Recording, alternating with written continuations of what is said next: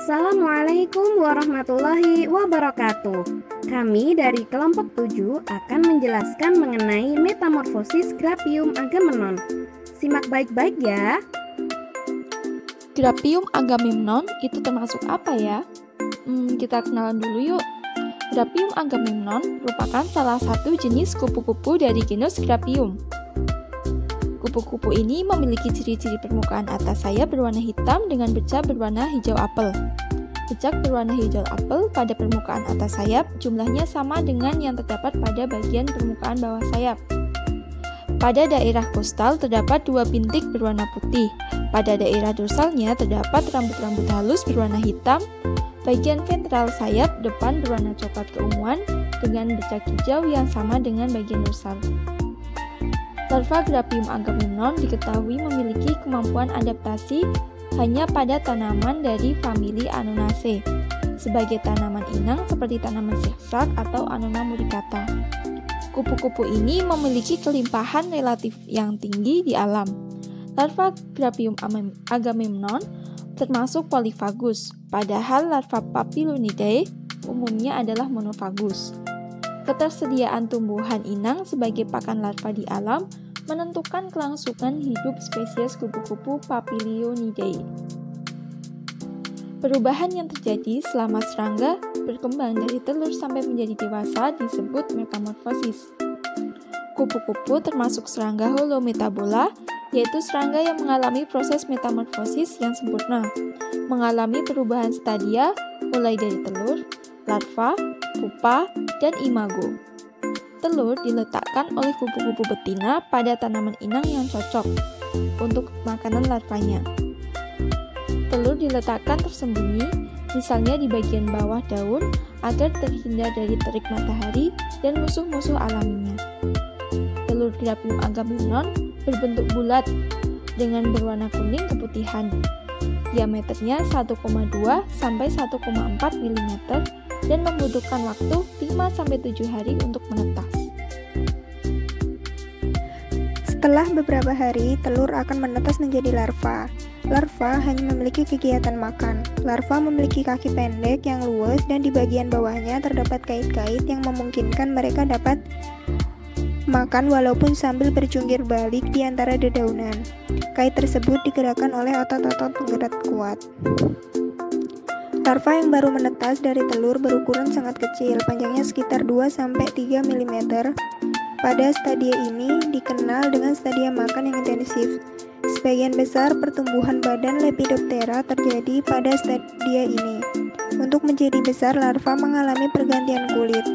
Kulit lama akan dilepaskan dan digantikan dengan kulit baru yang ukurannya sesuai.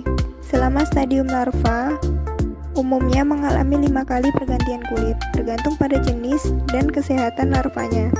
Metabolisme tubuh larva tergantung pada kondisi lingkungan.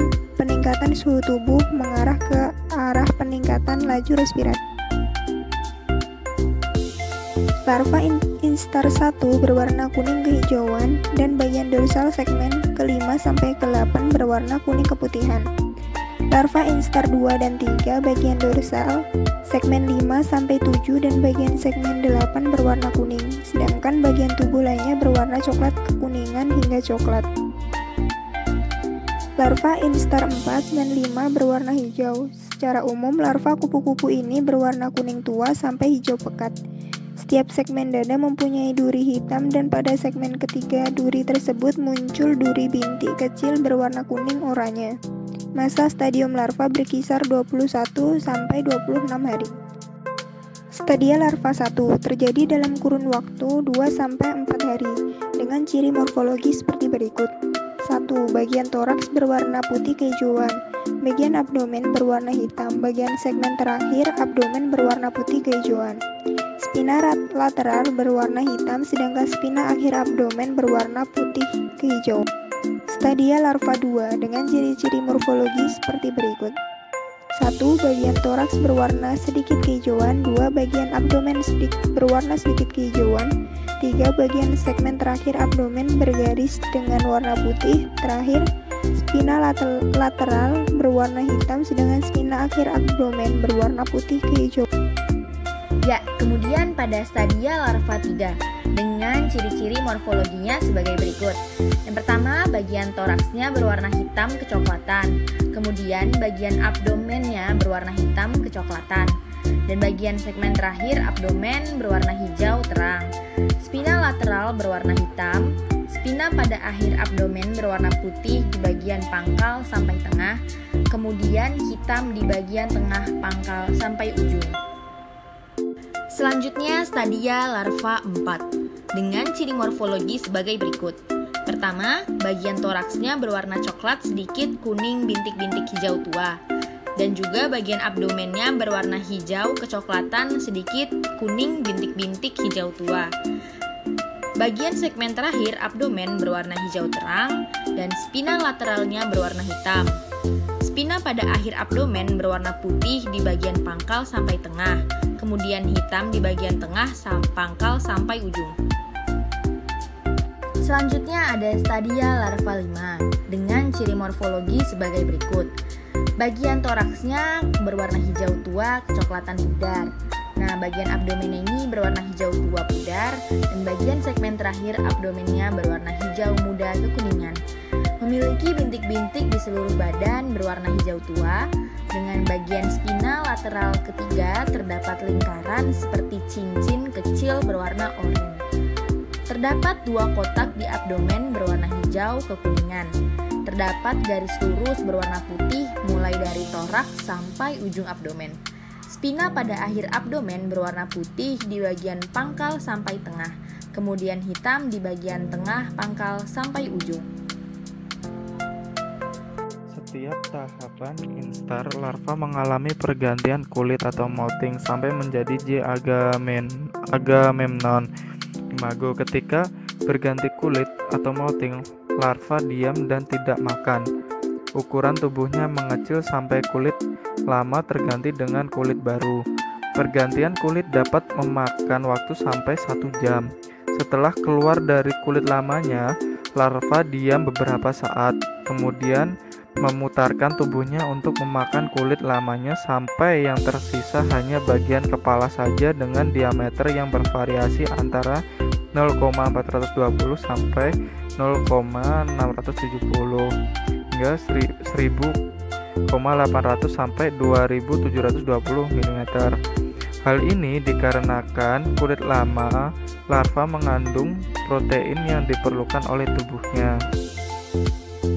Sebelum memasuki fase pupa, maka harus melewati masa prepupa dengan selang waktu 1-2 hari, di mana ciri-ciri morfologi fase prepupa adalah sebagai berikut. Yang pertama, bagian toraks berwarna kuning terang, kuning muda, dan terdapat sedikit garis-garis merah. Yang kedua, bagian abdomen berwarna kuning terang atau kuning muda dengan ujung abdomen terdapat duri halus dan kulit mengerut. Yang ketiga, bagian spina lateral ketiga terdapat lingkaran seperti cincin kecil berwarna oranye.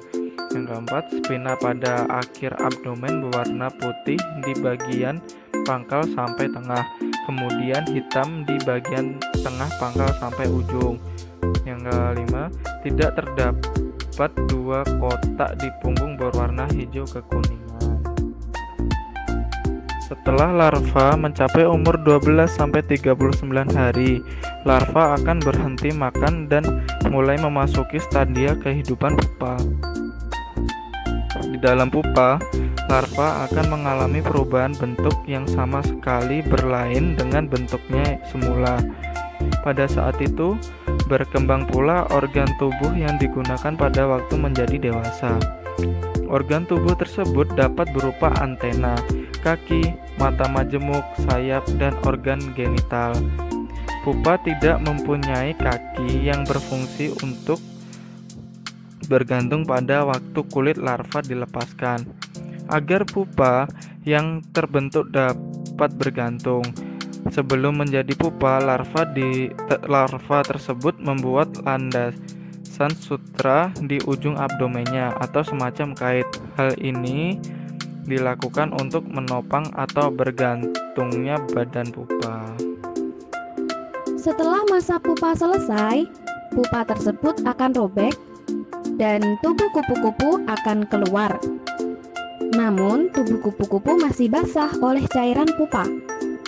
Kupu-kupu yang baru keluar dari pupa masih dalam kondisi yang sangat lemah dan warnanya belum terlihat. Kupu-kupu membutuhkan waktu untuk menjadi kuat dan mampu terbang.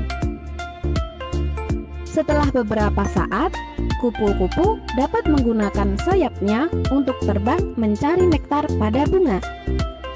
Ketika kupu-kupu muncul dari pupa, kupu-kupu akan menggantung terbalik pada cangkang pupa kosong atau pada cabang terdekat dari daun. Kupu-kupu memerlukan waktu untuk memompa cairan tubuhnya agar sayap dapat mengembang. Hal ini dapat memakan waktu hingga 1 jam.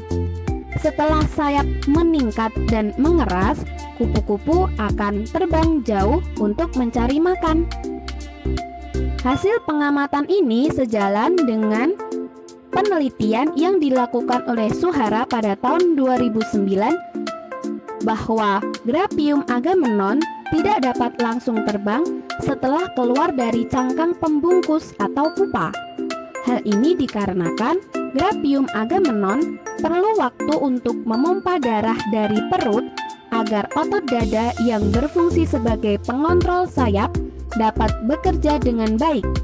Selain itu, agar Grapium agamenon dapat menyeimbangkan tubuhnya saat terbang. Secara umum, siklus hidup Grapium agamenon membutuhkan waktu yang bervariasi antara 31 hari sampai dengan 38 hari, di mana fase telur terjadi selama 2 sampai dengan 3 hari, fase larva 14 sampai dengan 19 hari, fase prepupa 1 sampai dengan 2 hari, dan fase pupa selama 12 sampai dengan 15 hari. Begitu ya teman-teman, penjelasan mengenai metamorfosis pada Grapium agamenon.